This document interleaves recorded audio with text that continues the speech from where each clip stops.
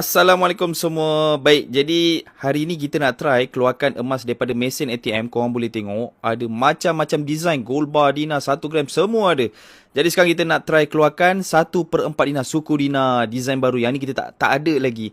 So kalau korang boleh nampak dekat bawah tu dia ada dua. Satu gap withdraw, satu make payment. Kita pilih gap withdraw sebab kita nak keluarkan daripada account gap. So dia akan keluar tertera QR code dekat situ.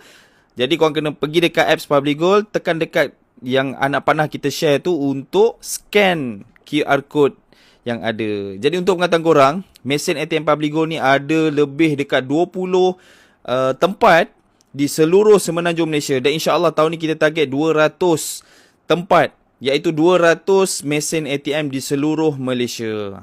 Canggih kan? Ingat Dubai je ada, kita pun ada. Beli emas di mesin ATM, bukan vending machine keluar air, ini keluar emas. So korang boleh pergi dekat mana-mana mesin ATM yang ada, okey, ikut senarai yang kita bagi tadi. So mudah je.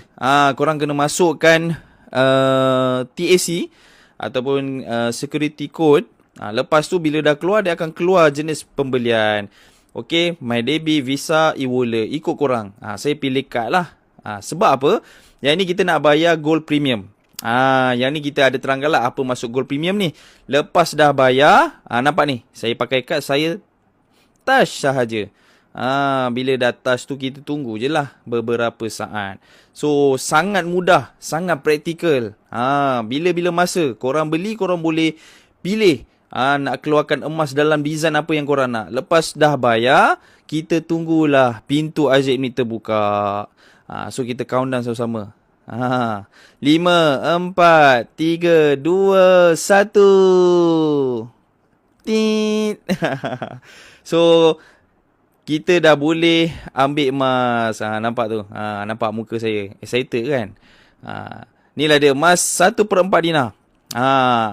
Sangat mudah, senang dan mesra rakyat.